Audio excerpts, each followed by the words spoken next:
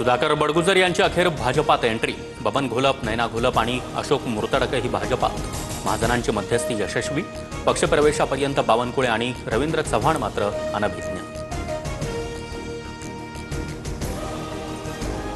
ज्या पक्षानं अनादर केला त्यांना सांगू इच्छितो, महापालिका निवडणुकीत दूध का दूध पाणी का पाणी होईल। भाजप पक्षप्रवेशानंतर सुधाकर बडगुजर यांचा उद्धव ठाकरेंच्या शिवसेनेला इशारा।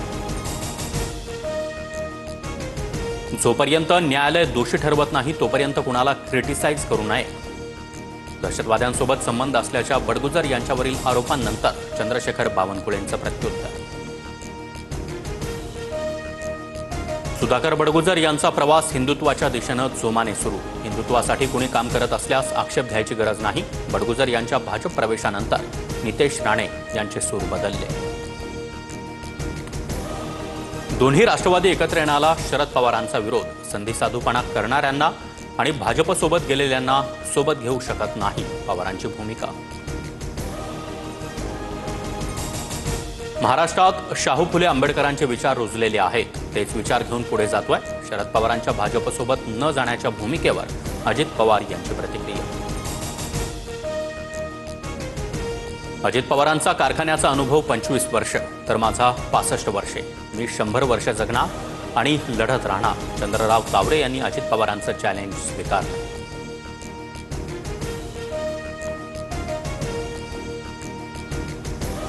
एखाद्याला निवडून नसेल घ्यायचं तर मी काय करतो हे पुरंदर आणि शिरूरने पाहिलंय।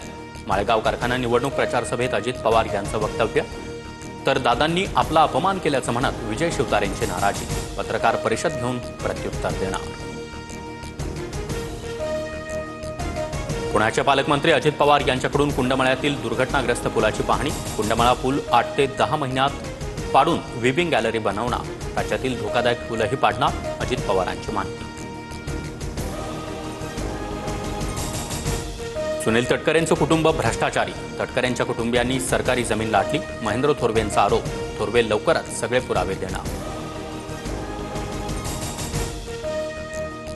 मनसे आणि ठाकरेंच्या शिवसेनेच्या युतीचं गणित प्रस्तावावर अडलं।